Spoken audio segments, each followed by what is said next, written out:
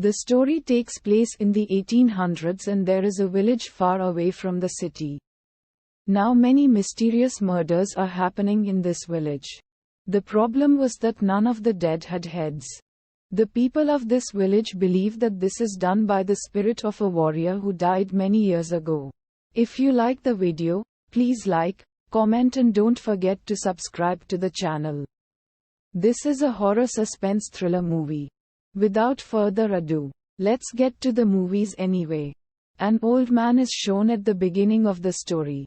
He is writing and preparing a will. After writing and sealing it, he and his son are going somewhere at night. They were going to a cornfield together in a horse cart. His son was driving the cart. While they were leaving, the weather and atmosphere of the place began to change. Thunder and lightning started. Suddenly they heard the sound of a horse's hooves. The sound was coming closer and closer. The old man was shaking with fear hearing the sword swinging and other sounds. After a while, when the noises stopped, he looked out of the car. The sight that he saw then was very horrible and he saw the headless body of his son who was driving the car. Trembling with fear, he jumped out of the car. He started running into the cornfield and heard a sound of footsteps. He turned back to the direction where he heard the sound and by that time his head was thrown off. The next scene shows New York City. A dead body is found in a river in New York City. Those who were there at that time informed the police. After hearing the information, Inspector Crane, the protagonist, reaches there. Then he goes to the police station with the dead body. When he reached the police station, the senior officer present told Crane to cremate the body as soon as possible. Then Crane told the officer, postmortem should be done before cremation of that body. Then the officer said that since this body was recovered from the water, it must have drowned anyway. So there is no need for a post-mortem. The next scene shows the court. There, Crane tells the judge that we are still carrying out ancient methods of punishment. Now half of the people in prison are innocent. I should be allowed to scientifically prove those cases. The judge didn't like what Crane said. 2 things will be given as punishment for this. You must have accepted one of them. Either Crane should be in jail or there is a village some distance from here. There are constant murders. You have to find it. Crane is going there to take up the case and investigate. Crane packed his books and belongings. So the Crane set off on a horse-drawn carriage. So the Crane reached that village after traveling through many forests, big and small, for 2 days. This village is far away from the city. Therefore, the people who have more superstitions and traditional beliefs live in this village. There was a special atmosphere when Crane reached this village. A silent atmosphere. No one in particular is seen walking down there. When the Crane was seen there, the people there were covering all the windows. All the natives are in a special state of fear. We will understand it when we see it. When Crane walked a little further, he saw some young men there. They are preparing some trap. They talk and plan something and then leave. All this was happening while watching Crane. Crane walked away for a while. A letter from New York was given to him after coming to this village to see someone. Crane is now going to his house. So Crane reached home. There was a party going on. A girl went there when she saw Crane. She asked who, why did you come? Then Crane said, I have come to see Waltz. She said, that's my dad. At this time Voltus came there. Voltas asked who, why did you come? Crane said, I was sent from New York. A letter has been given. He said when he saw the letter. You rest for a while. Let's talk in detail at the party. A maid was left and Crane was shown a room. Meanwhile, the maid told Cranes, it is a great relief that you are here. You must prove this case as soon as possible. We are all very scared. Some time passed. Voltas summoned Crane to his room. So Crane reached the room. There were a few others besides Voltus.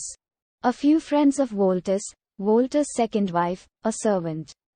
Voltaire told his wife and maid to leave. Let's talk in secret. Voltaire later introduced his friends to cranes. One is a doctor, one is a priest. One is a magistrate and one is a register officer. After getting to know everyone, Crane said, let's get down to business. Peter was the first to die.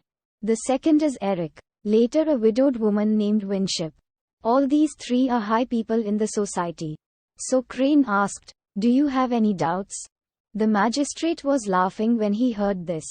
Voltaire said, it seems that you have not been told anything about this case by your superior. Then Crane said, I am aware of this case.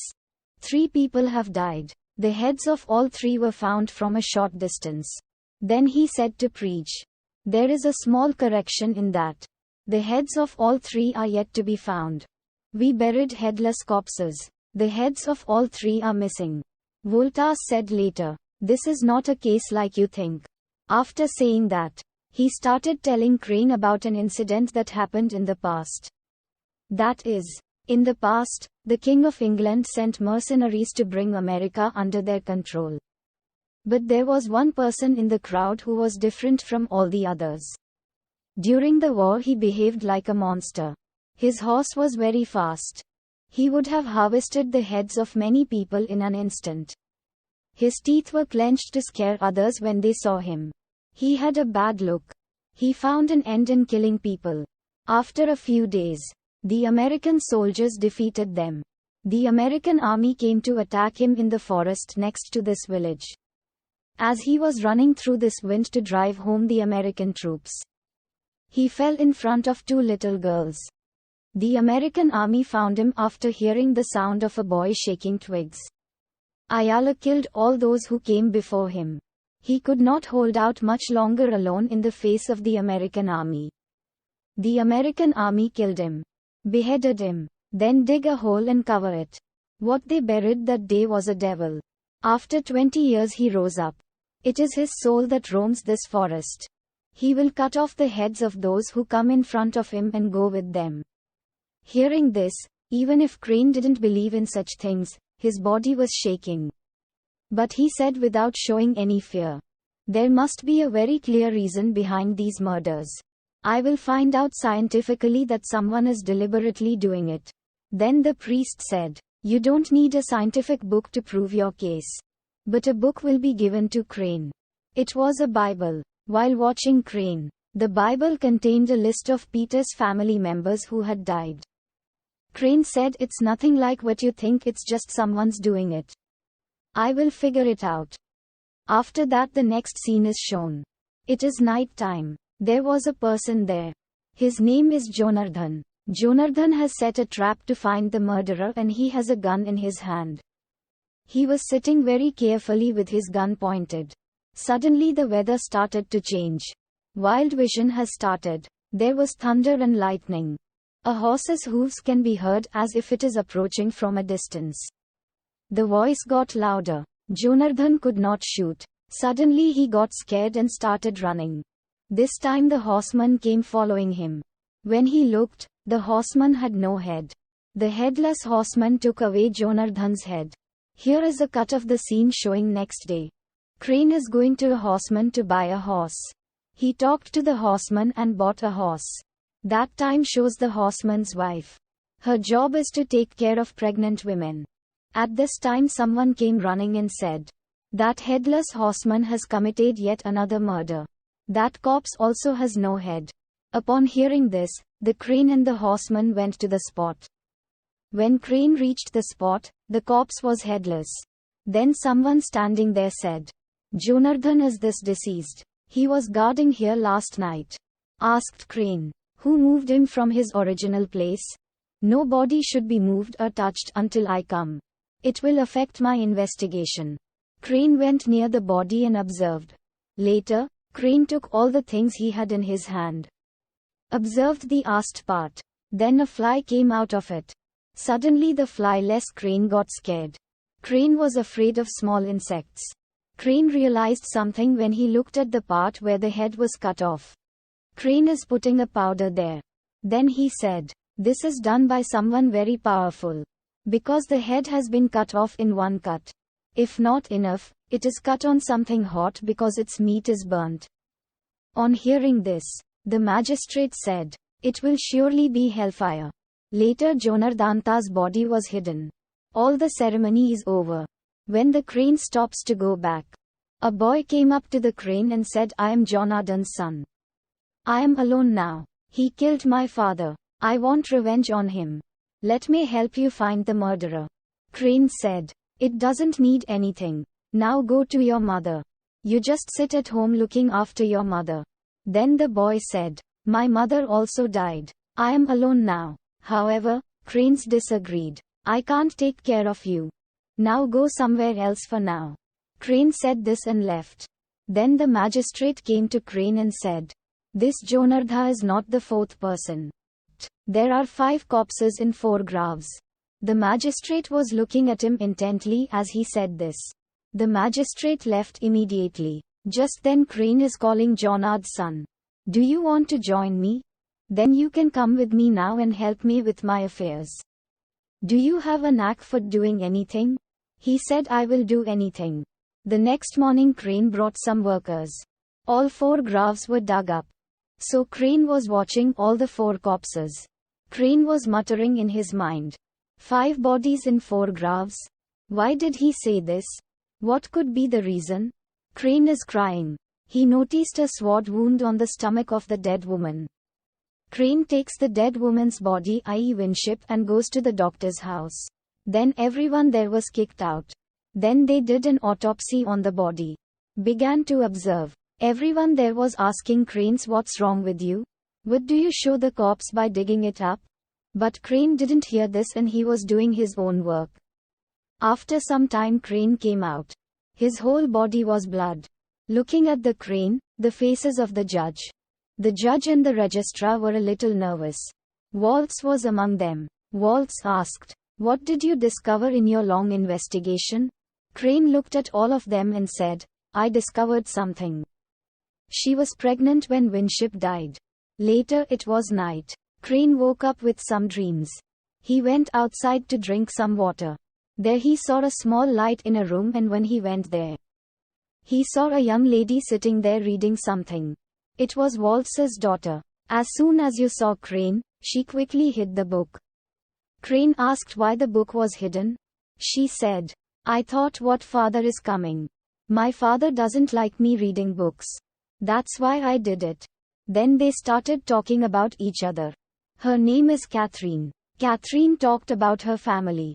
Her mother had passed away a few days ago. My stepmother was a nurse who came to look after my mother. And while they were talking, Crane said to her, "What few things have you left to tell me? I mean, isn't the dead Peter your father's family? And why was it hidden from me?" Catherine said that father would be hesitant to say that it is our family if it is not a family where there was a tragic death, and that is why father hid this matter. Then Catherine said something else. "My father and my family used to be very poor. A few years ago, when I was young, everyone came to Igramath. Then it was Peter who helped my family. My father was given the place. My father put up this house after a lot of trouble. Peter was a big drinker back then. We got to this point because of Peter's help. We used to live in a small house." Saying that, they went to an old house. They talked there for a while. She talked about her childhood and her mother. A small love blossomed between them. They went back after a while. Cranes was sure of one thing. Walters and his friends are hiding something from him. Cranes tried. There were 4 people there. It was Walters and friends. Looking at Crane, they were having an argument. After some time, the magistrate came out. He went fast with the horse-drawn cart. Crane followed him and reached him. Then Crane asked him, "For whom are you running like this? What are you forgetting? Everything must be told to me." Then he said, "I am very scared. Let me go. I need to get home soon. Very mysterious events are happening here. Sometimes even my life may be lost. Leave me alone for now. So I can't leave you. You have to tell me what you have to say. How did you know that the dead child had a child in her stomach? You just told me that. Whose child was in the stomach of the dead woman? Asked Crane. He said, no, I can't say whose baby is theirs. Meanwhile Crane said, so you know whose baby that is, right? He said, but I can't say that. Winship had come to see me to find out about the legal requirements for the child's safety. Suddenly the atmosphere began to change. Wind speed increased. Thunder and lightning started. The magistrate understood the matter. He started to turn quickly. That means the headless horseman is coming now. The magistrate could not run too fast. He is old and bearded. The horseman quickly beheaded him.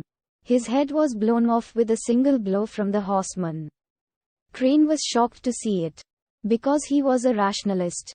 What happened here was the exact opposite of all his thoughts. This film ends here. The next part of this will be posting the next video.